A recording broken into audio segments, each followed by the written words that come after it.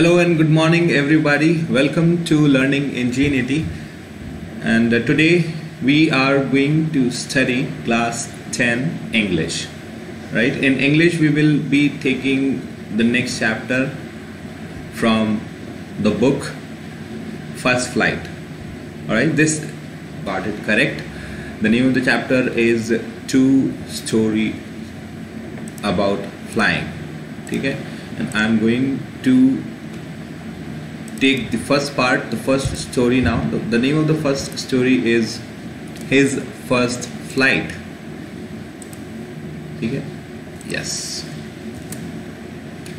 So let us first of all get to know about the author. So His First Flight by Liam O'Flaherty. Okay? So that is the name of the author, the one who has written this story.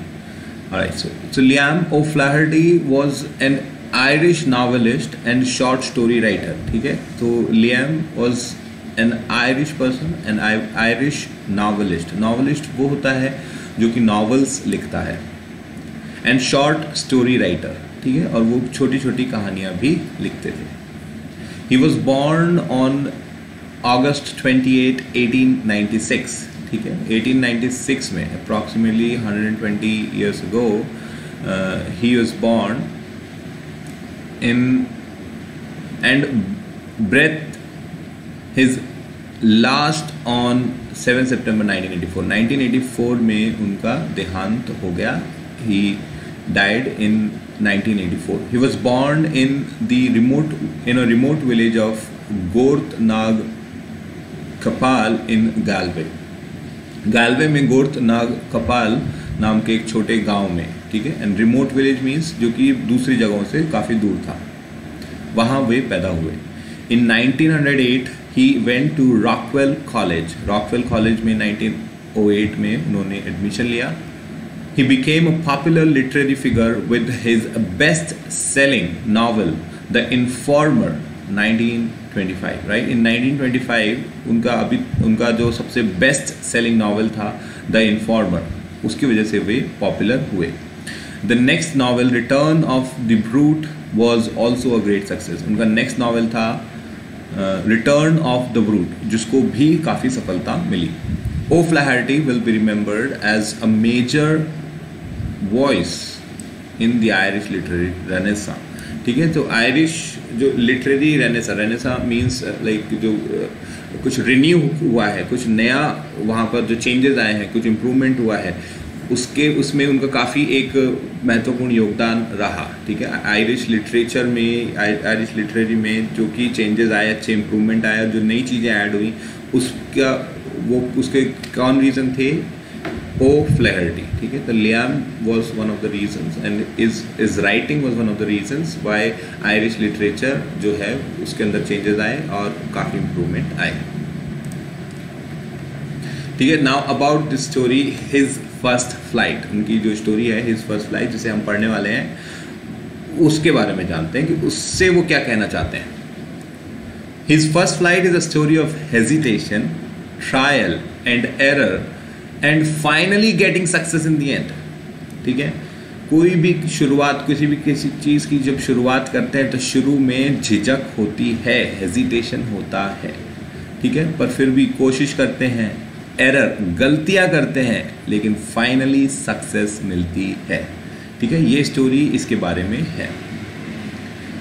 It is an interesting story of a hesitant and timid seagull learning the art of flying. ठीक है? ये story है एक hesitant, ऐसा जो कि बहुत ही झिझक है, जिसे उड़ना नहीं जानता है और उड़ना से बहुत डरता भी है, झिझक है उसको वो चीज़ करने से. ठीक है? तो एक ऐसे छोटे सीगल की जब वो सीख रहा होता है उड़ना. While his two brothers and sister had already learned flying, his fear and hesitation stopped him from doing so.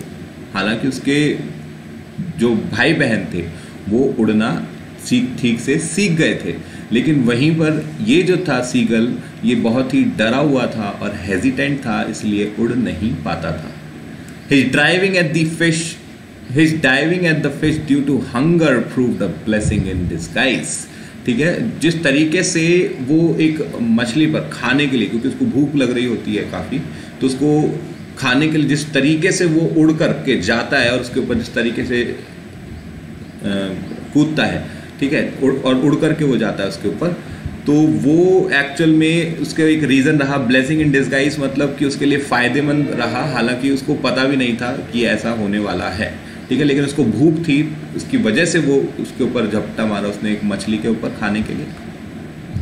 After a shaky start he spread out his wings and started flying upwards and downwards. और फिर हालांकि थोड़ा वो लड़खड़ाया, shaky start मतलब कि शुरू में लड़खड़ाया, लेकिन बाद में उसने अपने पर फैलाए, विंग्स अपने फैलाए और ऊपर और नीचे उड़ने लगा। It was his first flight, वो ही उसकी पहली उड़ान थी। The author gives a message that no one attains success instantly. और ऑथर यही बात कहना चाहते हैं कि जो सक्सेस है वो रातों रात नहीं आती, तुरंत सक्सेस नहीं मिलती है।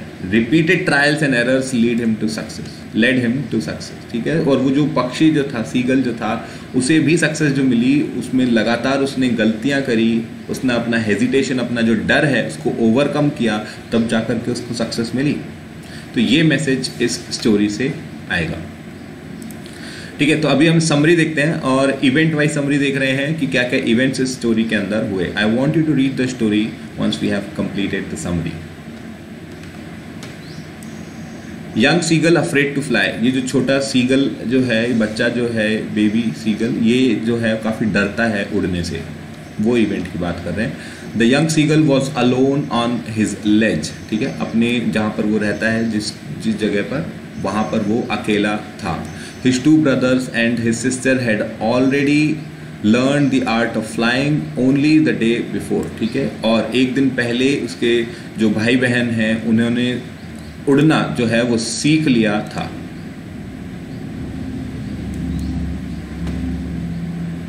He did try.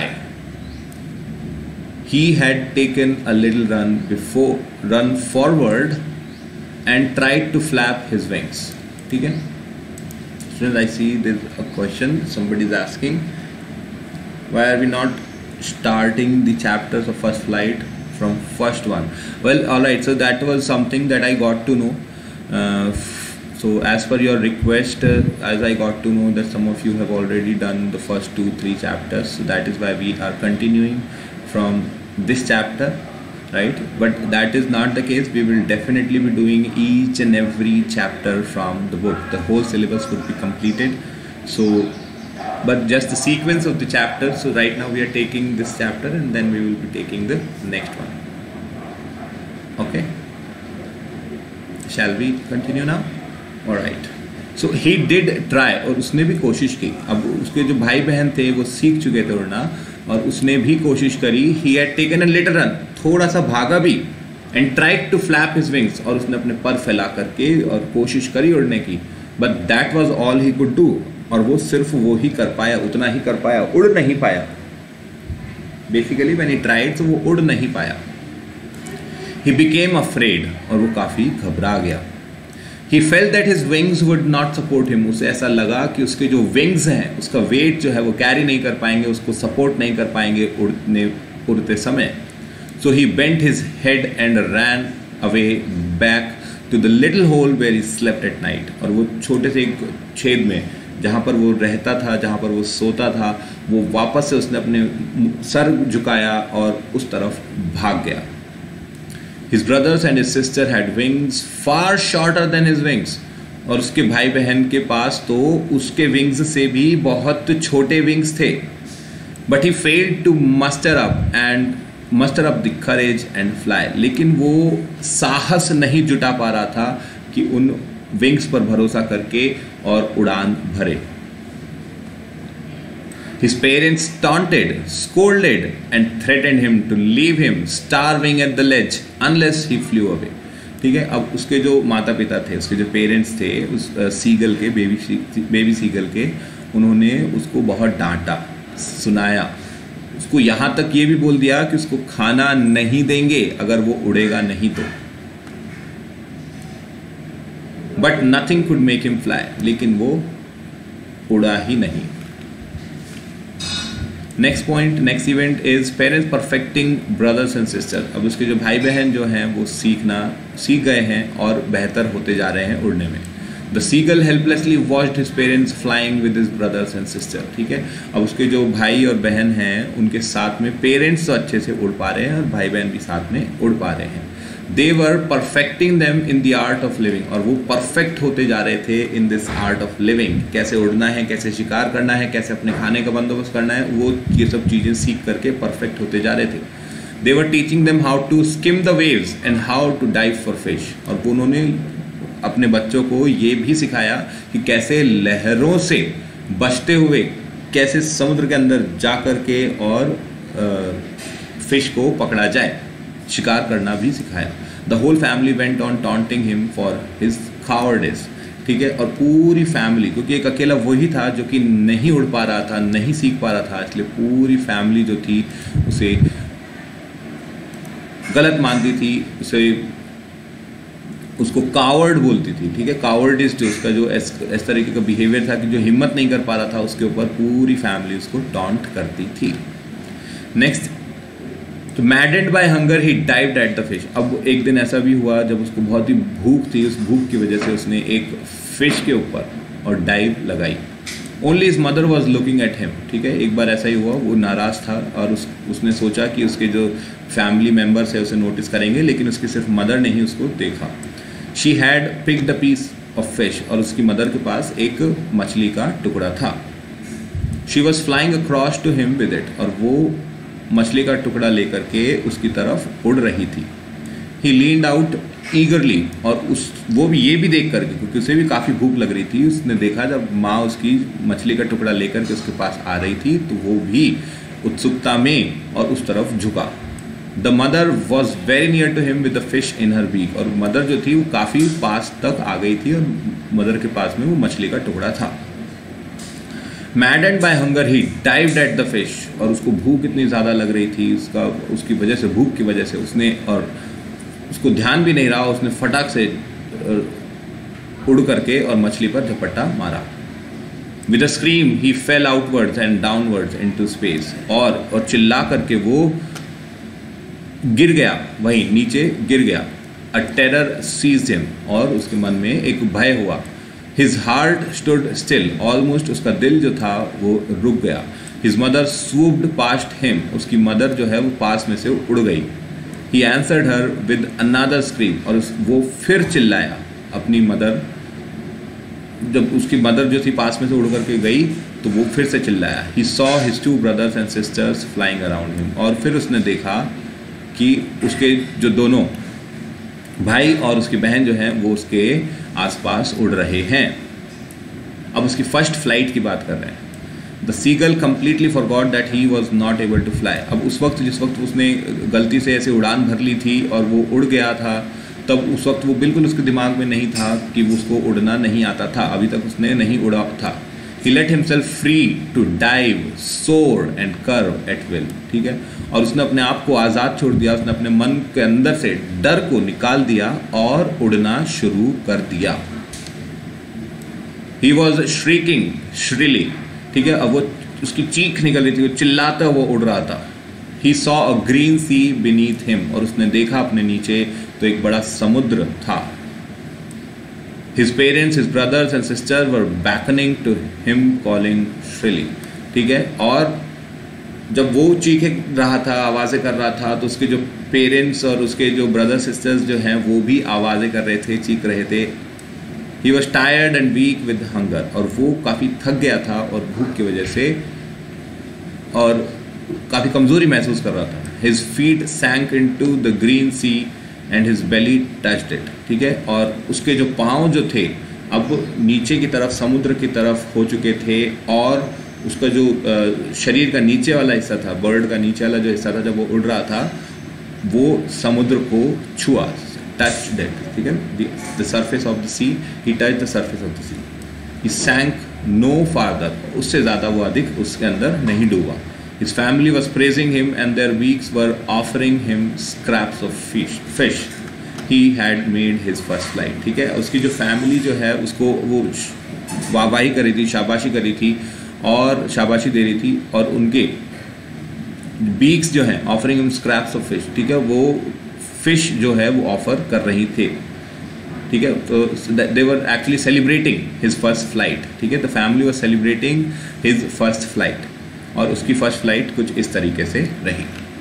Now let's see the NCERT solutions, right. This was the story how he made his first flight, ठीक है। हालांकि वो काफ़ी डरता रहा, स्टार्टिंग में उसको बिल्कुल भी बहुत ज़्यादा उसको फियर था, बिल्कुल भी करेज नहीं था कि वो अपनी फ़र्स्ट फ्लाइट ले पाए, ठीक है। उसके हालांकि फैमिली मेम्बर्स सारे उसको सपोर्ट करना चाह रहे थे, लेकिन वो नहीं हिम्मत इकट्ठा कर पा रहा था कि वो उड़ पाए, ठीक है। उसको बार बार यही लगता था कि उसके जो विंग्स हैं वो उसको सपोर्ट नहीं कर पाएंगे और वो गिर जाएगा और नुकसान हो जाएगा। लेकिन फिर उसने अपनी हिम्मत बढ़ाई और अपने भय पर, अपने डर पे काबू पाया, और वो एक्चुअल में बाद में वो सक्सेस भी ले पाया, ठीक है। First question is why was the young seagull afraid to fly, ठीक है। वो क्यों, पहली बात तो डरा हुआ क्यों था उड़ने से। Do you think all young birds are afraid to make their first flight, और are some birds timider than others, ठीक है। तो क्या असल में सारी जो बर्ड्स जो हैं वो डरती हैं उड़ने से, या कोई उनके जो कुछ छोटी बर्ड है वो डरती है, कि बड़ी बर्ड है कोई इसलिए डरती है। Do you think a human baby also finds it a challenge to take its first steps, और क्या जो एक ह्यूमन बेबी है वो भी अपने फर्स्ट स्टेप्स जो लेता है उसको क्या उसमें डर लगता है, ठीक है। सो आंसर्स देखते हैं। आंसर है the young seagull was afraid to fly because it was its first flight, क्योंकि उसकी फर्स्ट फ्लाइट थी इसलिए वो डर रहा था उड़ने से। It is a well known fact that doing something for the first time is challenging, और ये तो सत्य है कि पहली बार जब भी कोई चीज़ करते हैं तो नई चीज़ करने के अंदर चैलेंजेस आते हैं। Therefore all young birds must be afraid to make their first flight. तो इसलिए क्योंकि भाई जो भी पहली बार उड़ेगा तो उसको डेफिनेटली चैलेंजेस आएंगे, डेफिनेटली उसके सामने कोई चीज़ नए एक्सपीरियंसेस होंगे। Similarly a human baby would also find it a challenge to take its first steps. तो इसीलिए किसी बेबी के साथ में, ह्यूमन बेबी के साथ में भी जब भी वो पहले स्टेप्स लेगा तो उसको चैलेंजेस लगेंगे, उसको डर लगेगा। Next question is the site of the food मैडेंड him, ठीक है। खाने को देख करके वो पागल हो गया। What does this suggest? इससे क्या समझ में आ रहा है? What compelled the young seagull to finally fly? और क्या ऐसी मजबूरी हो गई थी जिसके दबाव में आकर, क्या ऐसी चीज़ थी जिसकी वजह से दबाव में आकर के उसने, और वो जो छोटा सीगल का जो छोटा बच्चा था वो उड़ने लगा। Okay, the young seagull was very hungry, उसको बहुत भूख लगी थी। It was this hunger that ultimately compelled it to fly, और यही जो भूख उसको लगी थी इसी के दबाव में आकर के उसने उड़ना शुरू किया। Its hunger only intensified when it saw its mother tearing at a piece of fish that lay at her feet, ठीक है।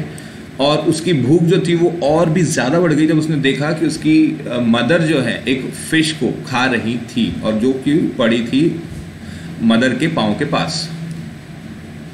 It cried to her, begging her to get some food, ठीक है। और वो जो बेबी सीगल था वो जो था वो चीखा, चिल्लाया कि उसको भी खाना चाहिए।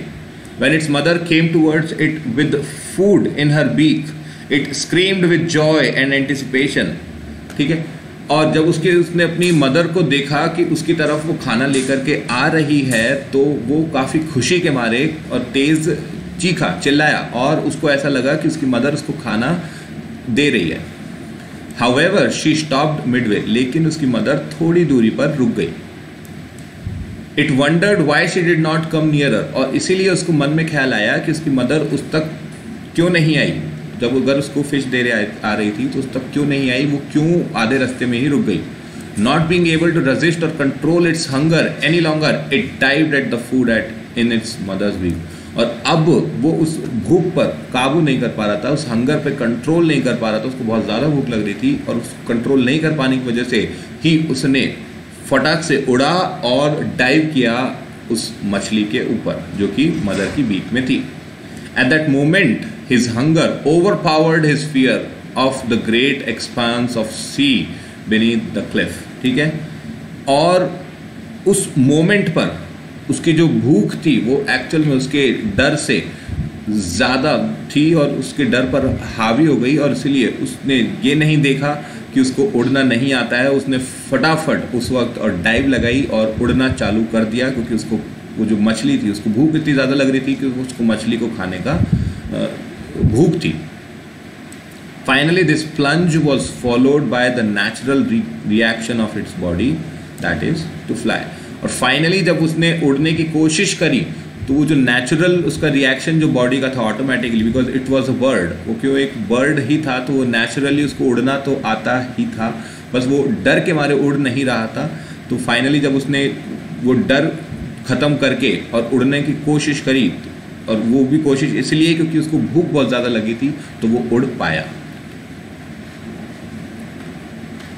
Next is they were beckoning to him calling shrilly. ठीक है, वो जो थे दे वर beckoning, तो उसके पीछे पीछे जो थे उसके साथ साथ थे, और कॉलिंग श्रिली, और श्रिली पैनी पैनी आवाज़ें जो थे वो कर रहे थे. Why did the seagull's father and mother threaten him and cajole him to fly. और उसके पेरेंट्स ने, ठीक है, सीगल के पेरेंट्स ने, फादर और मदर ने उसको क्यों धमका रहे थे और क्यों उसको फोर्स कर रहे थे उड़ने के लिए. The young seagull was afraid to fly. ठीक है, जो सीगल का बच्चा जो था वो डरा हुआ था काफ़ी उड़ने के लिए. Even when it saw its brothers and sisters flying and its parents helping and teaching them, it could not gather enough courage to make that first flight. ठीक है, हालांकि उसके यहाँ तक कि उसके पेरेंट्स जो है उनको सपोर्ट भी कर रहे थे, उसके भाई बहनों को उन्होंने उड़ना भी सिखाया था और शिकार करना भी सिखा रहे थे, लेकिन फिर भी ये सब देख कर के भी वो जो सीगल का बच्चा जो है वो नहीं करेज गैदर कर पा रहा था, हिम्मत नहीं जुटा पा रहा था उड़ने के लिए. That is why its father and mother were calling it shrilly and scolding it. ठीक है, इसलिए वो उसको चिल्ला रहे थे, उसको डांट रहे थे. They threatened to let it starve on its ledge if it did not fly. और उन्होंने यहाँ तक कि ये भी बोल दिया कि उसको खाना नहीं देंगे, उसको भूखा ही रखेंगे अगर वो उड़ना नहीं शुरू करेगा. They did so because they wanted it to leave its fear behind and learn to fly. और उन्होंने ऐसा इसीलिए किया क्योंकि वो चाहते थे कि वो अपने डर पे काबू पाए और उड़ना सीख जाए. ठीक है, alright, so let's see the last type of question, that is the character sketch. और इसके अंदर जो मेन जो कैरेक्टर जो है that is the seagull, right. The writers has brought out the story of a little seagull, जो कि वो छोटा है और उसको उड़ना भी नहीं आता है, कैसे उसकी उड़ान होती है. तो उसकी मेन कैरेक्टर जो है वही है, तो उसका एक कैरेक्टर स्केच भी देख लेते हैं. तो the young seagull, he was a timid sea bird. ठीक है, समुद्री पक्षी, और कैसा, छोटा. He was hesitant and afraid of flying. ठीक है, वो पक्षी जो था वो झिझक थी उसके अंदर उड़ने से और वो काफ़ी डरता था उड़ने से. But he did not stop trying. लेकिन वो कोशिश नहीं छोड़ रहा था. Gradually he gathered strength and made regular efforts for flying. ठीक है, अब उसने रेगुलर एफर्ट्स जो थे उड़ने के करे कोशिश, और फाइनली एक दिन ऐसा आया कि उसने हिम्मत दिखाई और वो उड़ गया.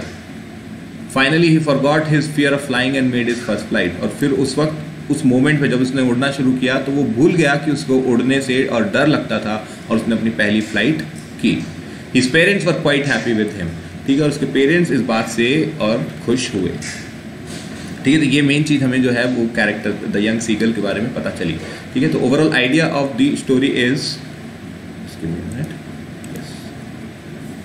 The idea of the story is कि ज़िंदगी में कहीं भी, लाइक आपको कहीं भी किसी भी मंजिल पे जाना है तो पहला कदम तो स्टार्ट तो कभी कहीं ना कहीं से करना ही पड़ता है. तो काफ़ी लोग जो होते हैं वो हेजिटेट कर जाते हैं. ठीक है, they are hesitant of taking that first step. So even the journey of 1000 miles, right, there is a saying, the journey of 1000 miles starts with the first step. Right, कि आपको भले ही हज़ारों मील भी जाना है पर पहला कदम तो लेना ही पड़ेगा, इसलिए स्टार्ट तो कहीं से करना ही पड़ेगा. तो ये जो डर है इसको ख़त्म करके और आगे बढ़ते हैं. ठीक है, so that is the idea of the story, the moral of the story. क्योंकि सक्सेस मिलेगी अगर आप हार्ड वर्क करेंगे तो डेफिनेटली सक्सेस मिलेगी ही. चलिए, so let's move on to the second part of the story. ठीक है, the chapter 2 stories about flying. So it has 2 stories. Now this is the second story about flying, this which is related to flying. The name of the story is The Black Aeroplane. ठीक है, the black aeroplane by Frederick Forsyth. ठीक है। तो Frederick Forsyth ने story लिखी है the black aeroplane and this is also related to flying, ठीक है। So let us dive into the story now, ठीक। अबाउट द ऑथर, सबसे पहले ऑथर के बारे में समझते हैं कि ऑथर कौन है।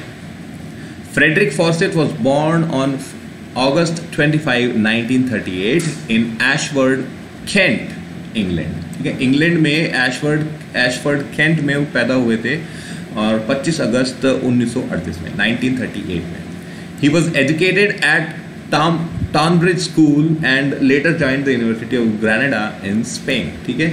और उन्होंने पढ़ाई लिखाई कहाँ करी थी, तो उन्होंने बेसिक जो अपनी पढ़ाई की थी वो थी टॉनब्रिज स्कूल से, और उसके बाद में उन्होंने यूनिवर्सिटी ऑफ ग्रेनाडा, स्पेन वो चले गए थे, यूनिवर्सिटी ऑफ ग्रेनाडा उन्होंने ज्वाइन कर लिया था।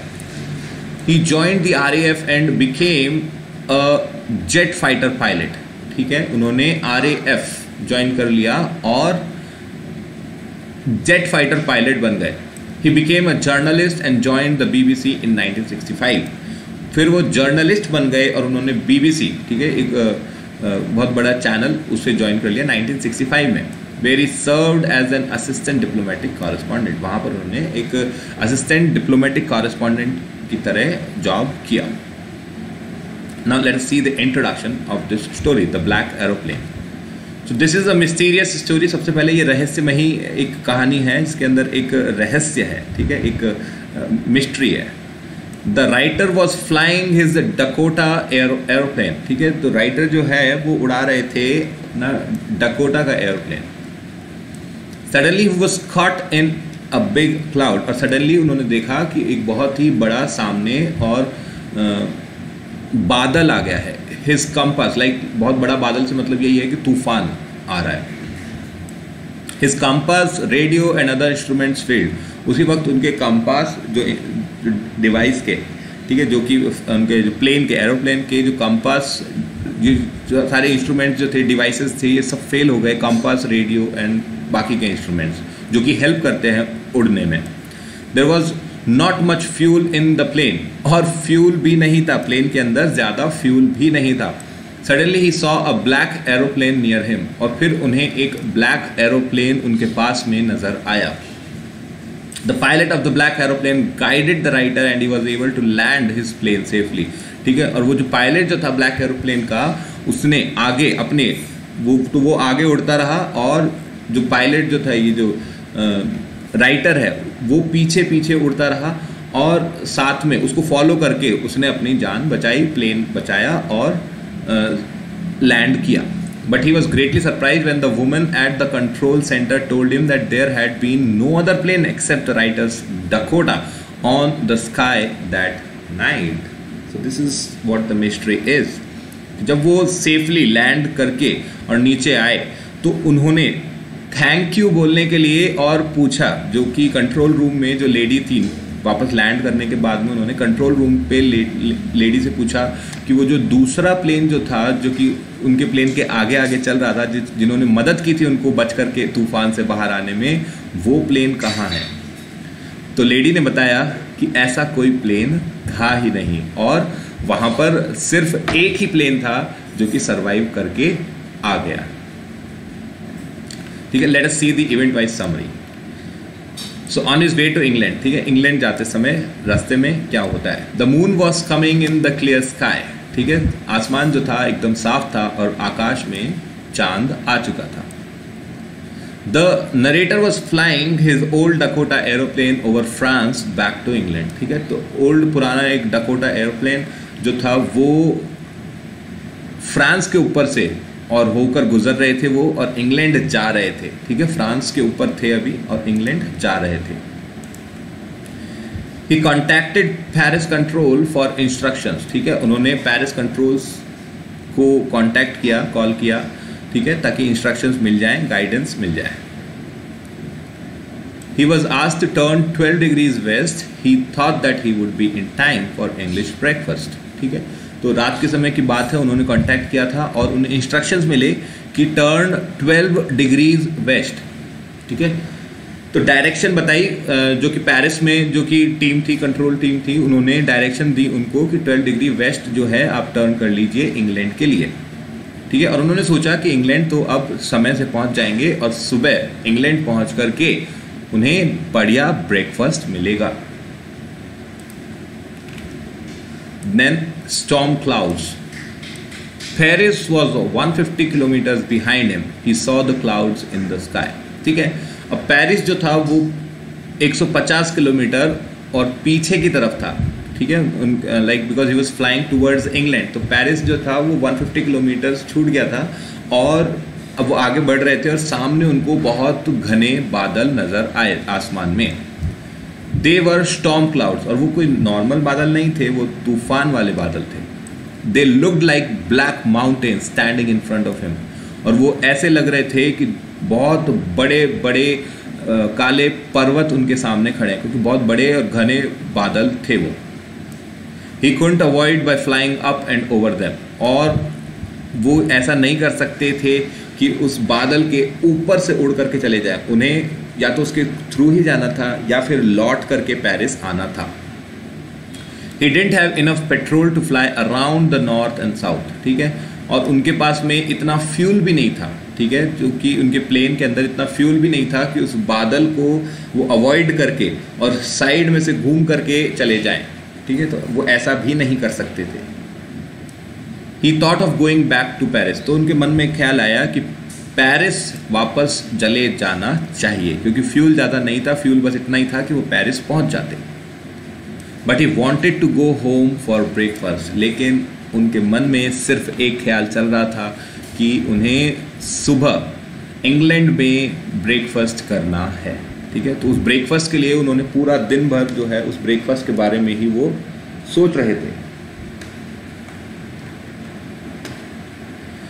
ठीक है। इंस्ट्रूमेंट्स डेड, अब उनके जो प्लेन के जो इंस्ट्रूमेंट्स थे वो खराब हो गए। The narrator took the risk, ठीक है। तब जो नरेटर जो था उन्होंने रिस्क लिया। कौन सा रिस्क लिया?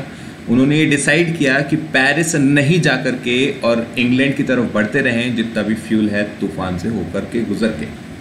ही flew that old Dakota straight into the storm, और वो सीधा उस तूफान के अंदर उस प्लेन को लेकर घुस गए। Inside the clouds everything was suddenly black, और उन बादलों में सारी चीज़ें सब पूरा ब्लैक हो चुका था, डार्क थे वो clouds. He couldn't see anything outside, और वो बाहर कुछ भी नहीं देख पा रहे थे। The old aeroplane jumped and twisted in the air, और वो जो पुराना एरोप्लेन था वो तूफान की वजह से और ऊपर नीचे और होने लगा। Twisted in the air, पलट गया, घूम गया। He looked at the compass, और उसने उस वक्त कंपास की तरफ देखा। Compass is the device which is help to navigate, ठीक है। तो डायरेक्शन पता करने के लिए कंपास का इस्तेमाल करते हैं, ठीक है, स्पेशली ऑन सी और इन एयर, ठीक है। तो उन्होंने कंपास की तरफ देखा तो इट वॉज डेड, तो वो काम नहीं कर रहा था। The other instruments were suddenly dead too, और बाकी के इंस्ट्रूमेंट्स भी जो थे रेडियो वगैरह वो सब उस वक्त काम करना बंद हो गए थे। He tried the radio to contact Paris control, उन्होंने पेरिस कंट्रोल से बात करने के लिए रेडियो सिग्नल्स का यूज़ करना चाहा। There was no answer, लेकिन कोई रिस्पॉन्स नहीं आया, वो भी काम नहीं कर रहा था। He didn't know where he was, उन्हें कोई आइडिया नहीं था, उन्हें अंदाज़ा नहीं था कि अब वो कहाँ हैं। He was in a very hopeless situation, और वो जो सिचुएशन में थे उसमें कोई उम्मीद नहीं थी। उस होपलेस सिचुएशन मतलब उन्हें कुछ भी रास्ता नहीं दिख रहा था कि ऐसे में क्या करना चाहिए। Next is black plane for help. तो अब तूफान में वो खो चुके थे। He was lost in the storm. Suddenly he saw another aeroplane. तभी उनको एक दूसरा एरोप्लेन दिखा। The black aeroplane was flying next to him. और वो जो एरोप्लेन था वो उनके जस्ट पास में उड़ रहा था। He could see the pilot's face, और वो पायलट को भी चेहरा देख पा रहे थे। He was glad to see another person. ऐसे तूफान में वो ये देख करके कि कोई दूसरा उनके साथ में है और जो मदद कर सकता है, उसको देख करके उनको काफ़ी खुशी हुई। Follow me, he said waving his one hand, ठीक है, और उन्होंने हाथ से इशारा करके और उन्हें बोला कि मेरे पीछे आ जाओ। ये ब्लैक प्लेन के पायलट ने और राइटर को बोला कि मेरे पीछे आ जाओ। The narrator followed him like an obedient child, और एक जैसे आज्ञाकारी जो बच्चा है वो कैसे सारे इंस्ट्रक्शंस जैसे बोला जाता है वैसे ही करता है, उसी तरीके से जो राइटर है उसने भी उस ब्लैक प्लेन को फॉलो किया, उसके पीछे पीछे चला। Next is landed safely, right, सब सेफली लैंड कर जाएंगे। He followed the black aeroplane for half an hour, about half an hour, लगभग आधा घंटा वो ब्लैक एरोप्लेन के पीछे उड़ते रहे। Now there was only enough fuel in the old Dakota last time to fly for 5 or 10 minutes, ठीक है, और अब उसमें इतना ही फ्यूल था कि वो और 5 से 10 मिनट उड़ पाता। Then he started going down, और फिर तभी उन्होंने और नीचे की तरफ लैंडिंग के लिए नीचे की तरफ उड़ना चालू किया। He saw 2 straight lines of lights before him, और उनके सामने रनवे दिखने लगा। 2 straight lines of lights, ठीक है, तो रनवे पे जैसे straight lines of lights होती है वो उन्हें दिखने लगी।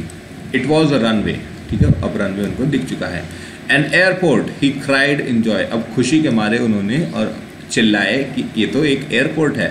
ही turn to look for his friend in the black aeroplane but the sky was empty, अब उन्होंने आसमान में दूसरा जो प्लेन था ब्लैक एरोप्लेन उसको ढूंढने की कोशिश करी, लेकिन आसमान जो था अब साफ था, आसमान में कोई दूसरा प्लेन नहीं था। He wanted to say thank you to his rescuer, ठीक है, वो धन्यवाद करना चाहते थे उसका जिसने उनकी जान बचाई उस तूफान से बचा करके, क्योंकि फ्यूल भी नहीं था, वो ज़्यादा उड़ भी नहीं सकते थे और तूफान में फंस गए थे, उनको डायरेक्शन नहीं पता चल रही थी। ऐसे में उस ब्लैक एरोप्लेन ने मदद करी और जान बचाई, तो वो थैंक यू बोलना चाहते थे, ठीक है। नाउ द मिस्ट्री, अब रहस्य प्लेन का। After landing he went to the control tower, ठीक है, अब लैंड करने के बाद उन्होंने प्लेन को तो वहीं पे ही रनवे पर छोड़ा और सीधा गए दौड़ करके control tower. He asked the lady there where he was, ठीक है, और उन्होंने वहाँ पर जो लेडी बैठी थी उनसे पूछा कि वो ब्लैक एरोप्लेन कहाँ गया। He also asked who the other pilot was, और ये भी पूछा कि वो दूसरा पायलट कौन था। She looked at him strangely and then laughed, और उन्होंने बड़े ही विचित्र तरीके से उनकी तरफ देख हंसी। She replied that no other plane was flying that night, और उन्होंने रिप्लाई किया कि कोई दूसरा प्लेन आसमान में मौजूद ही नहीं था। She could only see his aeroplane on the radar, और रेडार पे वो सिर्फ एक ही एरोप्लेन देख पा रही थी जो कि इनका एरोप्लेन था। Who help the narrator to arrive there safely without a compass और अ रेडियो और without any more fuel in his tanks, it remained a mystery, ठीक है। अब वो एरोप्लेन जिसने मदद करी थी नरेटर को, राइटर को जिसने मदद करी थी कि बिना कंपास, बिना रेडियो, बिना फ्यूल और सब चीज़ों के बिना, और फिर भी लैंड करने में मदद करी थी, ये जो है एक रहस्य है जो कि ब्लैक एरोप्लेन जो है उसके जो स्टोरी है लास्ट में राइटर ने एक रहस्य ही छोड़ा है, ठीक है। तो चलिए देखते हैं इसके NCERT solutions. I'll take the risk. What is the risk? Why does the narrator take it? ठीक है, अब नरेटर ने बोला I'll take the risk कि मैं रिस्क लेने के लिए तैयार हूँ, तो अब इसमें रिस्क क्या थी और नरेटर ऐसा करने के लिए क्यों तैयार था। The risk was to fly through the black storm clouds, ठीक है, रिस्क जो थी वो ये थी कि जो काले बादल जो थे और तूफान वाले जो काले बादल थे उसमें से होकर के गुजरना, ये एक रिस्क थी। The narrator took the risk because he wanted to reach Paris to celebrate Christmas with his family, ठीक है। तो नरेटर ने रिस्क ली क्योंकि उसे क्रिसमस पे ब्रेकफास्ट अपने फैमिली के साथ में करना था।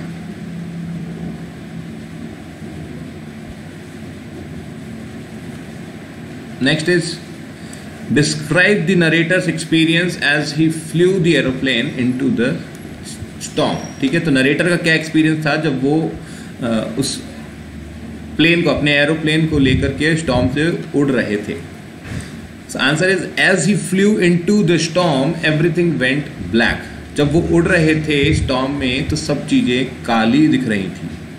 It was impossible to see anything outside the plane, plane के बाहर कुछ भी देखना मुमकिन नहीं था। It jumped and twisted in the air, और क्योंकि तूफान चल रहा था तो तूफान की वजह से प्लेन जो था वो ऊपर नीचे हो रहा था और पलट चुका था। When he looked at his compass, he saw that it was turning round and round. जब कंपास की तरफ उन्होंने देखा तो कंपास जो था वो गोल गोल गोल ऐसे घूम रहा था, डायरेक्शन पर्टिकुलर नहीं बता पा रहा था. It was dead, वो काम ही नहीं कर रहा था. Along with it, the other instruments, including the radio, were also dead. इसी के साथ साथ जो दूसरे इंस्ट्रूमेंट्स थे जो कि ज़रूरत थी जिनकी राइटर को, वो सब काम नहीं कर रहे थे. Suddenly he saw another aeroplane, और उसी वक्त उन्हें दूसरा एरोप्लेन नजर आया. Its pilot waved at him, asking him to follow. और उसके जो पायलट जो है उन्होंने हाथ से इशारा करके और बोला कि भाई मेरे पीछे आ जाओ. He was glad to find a helper. ऐसे तूफान में मदद मिलने पर वो काफ़ी खुश हुए. He was using his last fuel tank and there was only enough fuel to fly 5 or 10 minutes. ठीक है, और अपना जो लास्ट फ्यूल टैंक है, ठीक है, उसे वो यूज़ कर रहे थे. उसके बाद उनके पास में फ्यूल भी नहीं था और उसमें इतना ही फ्यूल था कि वो और 10 मिनट करीब चल पाए. Then the other pilot started to go down and he followed. ठीक है, और फिर जो दूसरा पायलट जो था उसने नीचे की तरफ उड़ना चालू किया, तो जो राइटर है उसने भी अपने प्लेन को नीचे की तरफ उड़ा लिया. He suddenly came out of the cloud and saw the runway on which he then landed his plane safely. ठीक है, और सडनली उन्होंने देखा कि उस बादल से, तूफान से वो बाहर आ गए हैं और सामने एक रनवे है जिस पर उन्होंने आकर अपने प्लेन को सेफली लैंड कर लिया. Next is, why does the narrator say I landed and I was not sorry to walk away from the old Dakota. ठीक है, तो अब नरेटर ने ऐसा क्यों कहा कि मैंने लैंड किया और मुझे कोई गम नहीं था उस डकोटा से दूर होने का. ठीक है, तो उसको ऑब्वियसली उसका रीज़न यही था कि काफ़ी खुशी थी उनको. He was delighted to land safely out of dark stormy clouds. Therefore, he was not sorry to walk away from his plane. ठीक है, तो उनके प्लेन से वो छोड़ करके प्लेन को और वो दूर आ गए थे. क्यों? क्योंकि अभी थोड़ी देर पहले ही वो खतरे में थे और तूफान में फंसे हुए थे, इसलिए जैसे ही वो बच करके बाहर निकले तो उन्होंने प्लेन को तो छोड़ा और वो खुद आ गए. He felt bad when he was not able to thank his guide, his mentor, who saved him from frightening situations. But he was so happy after landing that he didn't feel sorry for not being able to thank the guide pilot. ठीक है, तो वो सिर्फ और सिर्फ ये उनको मन में बुरा लग रहा था कि वो उस इंसान को धन्यवाद नहीं बोल पाए जिस इंसान ने उनकी मदद करी. जो गाइड पायलट था जिसने उनको गाइड किया था उसको मदद नहीं कर पाए. सिर्फ वही उनके मन में ख्याल था, लेकिन बाद में वो भी, क्योंकि ओवरऑल सिचुएशन जो भी थी वो खतरे से बाहर थे, सेफ थे, तो वो सिचुएशन को देख करके उनको मन में और ऐसा ख्याल नहीं आया कि भाई कि प्लेन को छोड़े, प्लेन को नहीं छोड़े, तो इसलिए उन्होंने ईजिली प्लेन को छोड़ा और आ गए भी.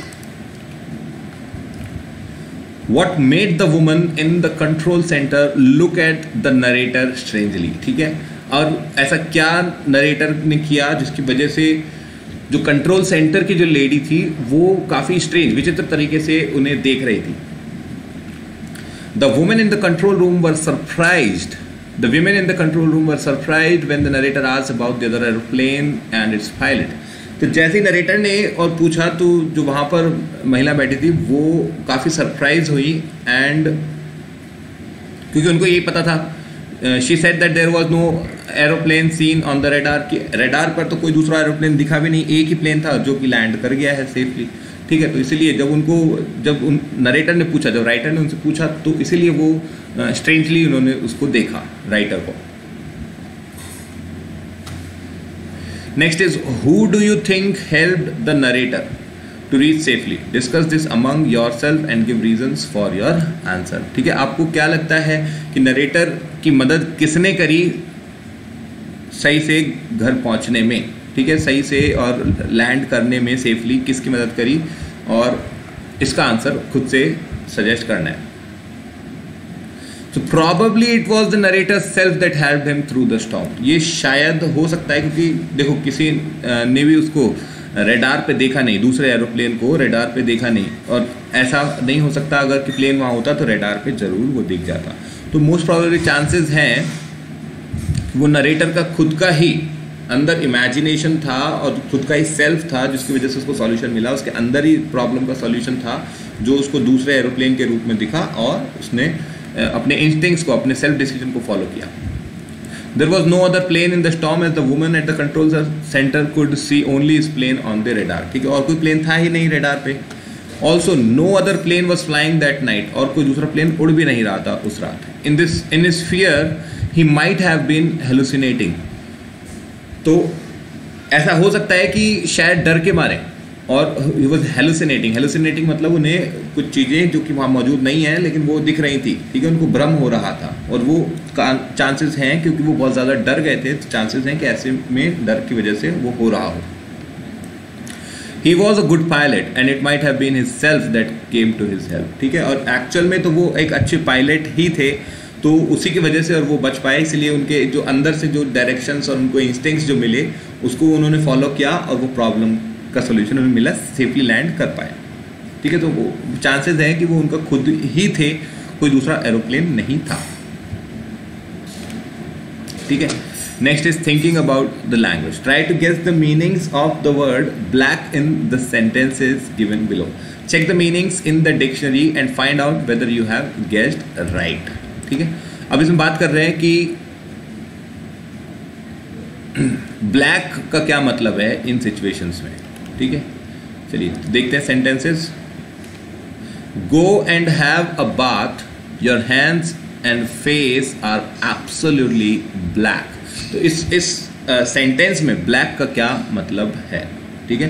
बात हो रही है कि जाकर के नहा लीजिए, आपके हाथ और चेहरा जो है वो बिल्कुल काले दिख रहे हैं, ठीक है। इसके में मतलब है the meaning of black in this sentence is that the face and hands are dark with dust and heat, ठीक है, क्योंकि मिट्टी धूल मिट्टी से और जो स्किन है वो डार्क हो गई है, चेहरा जो है डार्क हो गया है, हैंड्स जो है वो डार्क हो गए हैं, इसका मतलब ये है, यहाँ पर ब्लैक का मतलब ये है। Next is The taxi driver gave Ratan a black look as he crossed the road when the traffic light was green, ठीक है। तो जब ट्रैफिक लाइट ग्रीन थी तो टैक्सी ड्राइवर ने रतन को एक ब्लैक लुक दिया। यहाँ पर ब्लैक का क्या मतलब है वो बताना है। यहाँ पर मतलब है black refers to an angry look, ठीक है, ऐसा लुक गुस्से से देखा, ठीक है, angry look over here. Next is The bombardment of Hiroshima is one of the blackest crimes against humanity, ठीक है। तो जो हिरोशिमा में और बॉम्ब गिराए गए तो वो जो है one of the blackest crimes, अभी तक के जितने भी ब्लैक क्राइम हैं या जो गलत क्राइम्स हैं उनमें उनसे एक है। यहाँ पर ब्लैकेस्ट का मतलब क्या है, तो here blackest refers to the darkest and cruellest crime against humanity, इंसानियत के खिलाफ सबसे ज़्यादा अधिक बुरा, सबसे अधिक बुरा, ठीक है, डार्केस्ट एंड क्रूअलेस्ट, बहुत ही क्रूअल क्राइम, उसकी बात हो रही है यहाँ पर इस सेंटेंस में ब्लैकेस्ट से। Next is very few people enjoy Harold Pinter's black comedy, ठीक है, बहुत ही कम लोग ऐसे हैं, वेरी फ्यू पीपल मतलब बहुत ना के बराबर ऐसे लोग हैं जो कि हैरोल्ड पिंटर की ब्लैक कॉमेडी एंजॉय करते हैं। यहाँ पर ब्लैक का मतलब है black refers to dark and gloomy comedy, ठीक है, यहाँ पर ब्लैक का मतलब ये है डार्क कॉमेडी, ठीक है, which is not so good, which is not so cherishing, ठीक है, डार्क कॉमेडी की बात यहाँ पे हो रही है हैरोल्ड पिंटर की। Next is sometimes shopkeepers store essential goods to create false scarcity and then sell these in black, ठीक है। यहाँ पर ब्लैक का मतलब क्या है, ठीक है, तो शॉपकीपर्स जो हैं बता क्या रहा है, सबसे पहले तो स्टोर एसेंशियल गुड्स, जो शॉपकीपर जो हैं वो एसेंशियल ज़रूरत की चीज़ें जो हैं, ज़रूरत का जो सामान है उन्हें स्टोर करके रख लेते हैं, ठीक है। क्रिएट फॉल्स स्कैरसिटी, स्कैरसिटी मतलब कमी, ठीक है, एक्चुअल में कमी है क्या, नहीं, एक्चुअल में तो कमी नहीं है, स्टोर करके उन्होंने काफ़ी सारा सामान रखा हुआ है, लेकिन उसको स्कैरसिटी बताते हैं कि भाई कि मार्केट में वो चीज़ अवेलेबल नहीं है, and then sell these in black, और फिर उसको ब्लैक में बेचते हैं, ठीक है। उसका क्या मतलब है, the meaning of black in this sentence is that the shopkeeper sell the describe goods at a higher price, ठीक है, फिर वो फिर अपनी मर्जी से जितनी प्राइस उसकी बढ़ा करके बेचनी होती है उस चीज़ को प्राइस बढ़ा करके बेचता है, क्योंकि लोगों के पास वो चीज़ है नहीं तो और मार्केट में भी अवेलेबल नहीं है, तो अब वो जो रेट में उसको बेचना चाहेंगे तो वो बेच सकते हैं शॉपकीपर्स, ठीक है, तो इसलिए उसको ब्लैक कहा गया है। Next is villagers had beaten the criminal black and blue, ठीक है, तो गांव वालों ने और क्रिमिनल को पीटा है, ब्लैक एंड ब्लू, ठीक है। यहाँ पर क्या बात हो रही है तो आप समझ ही गए होंगे। Here black means that the criminal suffered an excessive beating at the hands of the villager. यहाँ पर ब्लैक का मतलब है कि क्रिमिनल ने और बहुत ही ज़्यादा पिटाई खाई है, किससे? गांव वालों से, ठीक है। तो जैसे बहुत पीटा है उसको, पीट करके सुजा दिया, राइट, स्वेलिंग हो जाती है तो स्किन जो है वो ब्लू ब्लैक सी हो जाती है। सो इतना पीटा है उसको, बहुत ज़्यादा मतलब पीटा है गांव वालों ने क्रिमिनल को, ठीक है। Next is match the phrases given under column A with their meanings given under column B, ठीक है। कॉलम ए से कॉलम बी को मैच कराना है, ठीक है। अब बात कर रहे हैं, चलिए इधर आते हैं आंसर पे, ठीक है। Fly a flag, fly into rage, ठीक है। इनका मतलब जो है ये कॉलम बी से मैच कराने हैं, ठीक है। ये फ्लाइट से रिलेटेड कुछ फ्रेजेस हैं और इनके मतलब जो है वो राइट साइड में मैच कराने हैं, ठीक है। तो आपको आंसर बता देते हैं। फ्लाई अ फ्लैग का मतलब होता है display a flag on a long pole. Fly a flag मतलब कि फ्लैग को और झंडे को लहराना एक लंबे पोल के ऊपर। Fly into rage, fly into rage का मतलब है कि तुरंत बहुत ज़्यादा गुस्सा आ जाना, अचानक से बड़ा बहुत ज़्यादा गुस्सा आ जाना, become suddenly very angry, fly into rage. Fly along, fly along का मतलब है मूव क्विकली, ठीक है, और तुरंत जल्दी मूव करना। फ्लाई हाई का मतलब है बी सक्सेसफुल, ठीक है। फ्लाई हाई फ्रेज का मतलब है be successful. And fly the coop, fly the coop का मतलब है एस्केप फ्रॉम अ प्लेस, ठीक है। फ्लाई द कूप मतलब एस्केप फ्रॉम अ प्लेस, किसी चीज से बच करके भागना, बचना।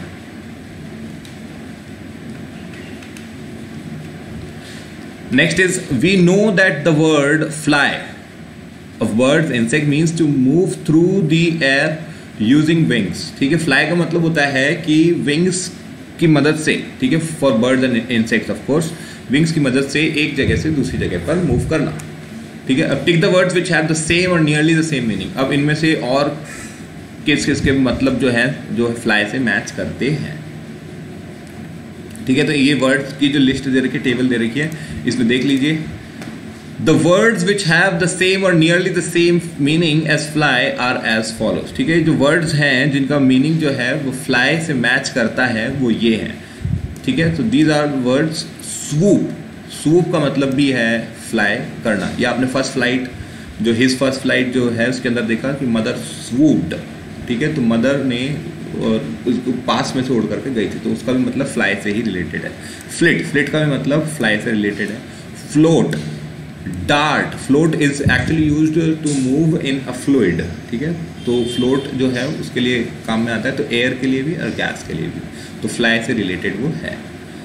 डार्ट, ठीक है। डार्ट क्या होता है? एक डिवाइस जो कि डार्ट बोर्ड के ऊपर आप मारते हो, राइट, वो भी ऐसे उड़कर ही जाता है, so that is also related to fly. Soar, soar is also the same meaning. Hover, hover means कि थोड़ा सा हवा में रह करके और चलना, राइट। आपने हवर बोर्ड्स अगर देखे हो तो hover boards are these electronic devices जो कि जो राइडर है जो कि बोर्ड के ऊपर मूव कर रहा है, तो उसको बोर्ड को वो थोड़ा सा ऊपर डिस्टेंस पे रखता है ज़मीन से, तो हवर बोर्ड उसको कहते हैं।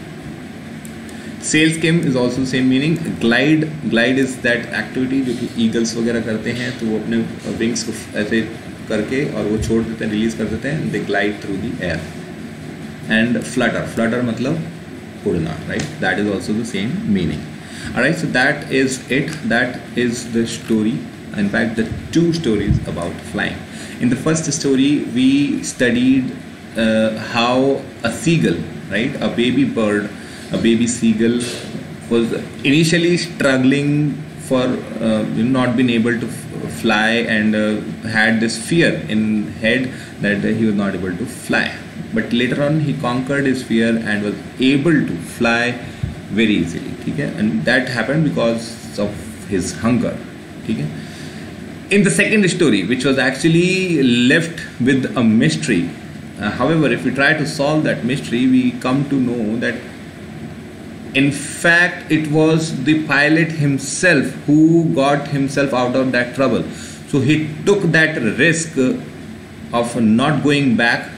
ठीक है, तो उन्होंने रिस्क लिया despite knowing that he was running on the last fuel tank. ठीक है, आखिरी फ्यूल टैंक पे वो मूव कर रहे थे और जर्नी जो थी काफ़ी लंबी थी, और जिसमें उनके पास में सामने अब तूफान था. तो ऐसी सिचुएशन में और ऐसा कर सकते थे वो कि जा सकते थे और वापस और अपना नॉर्मल ही सेफ अपने आप को कर सकते थे, सेव कर सकते थे. लेकिन उन्होंने ऐसा नहीं किया और उन्होंने रिस्क ली. कौन सी रिस्क? तूफान के बीच से होकर के गुजरने की. और जब वो तूफान में फंस गए तो उन्होंने बताया कि उनको एक प्लेन दिखा जो मदद करके उनको सेफली लैंड करवाई जिसने. हालांकि वो प्लेन वहाँ पर मौजूद ही नहीं था. ये सब ने वेरीफाई किया, सब ने बताया कि रेडार पे कुछ भी ऐसा कोई दूसरा प्लेन मौजूद नहीं था. तो इसका मतलब वो क्या था? तो मोस्ट प्रॉबेबली वो जो पायलट जो था उसका खुद का ही अंदर ही था, वो अंदर ही उसका सॉल्यूशन था, उसके अंदर ही उसके गाइड था, जिसकी वजह से वो गाइड करके अपने आप को लेकर के आ पाया. लेकिन वो हेलुसिनेट कर रहा था, उसका ऐसा लग रहा था कि किसी प्लेन को वो फॉलो कर रहा है. ठीक है, so that is it. That is the story, 2 stories about flying. I want you to read both the stories at home by yourself. खुद से ये स्टोरी पढ़ेंगे. Okay, so I'll see you in the next class then. That's all for today. Take care of yourself. Keep studying, keep learning. Bye bye.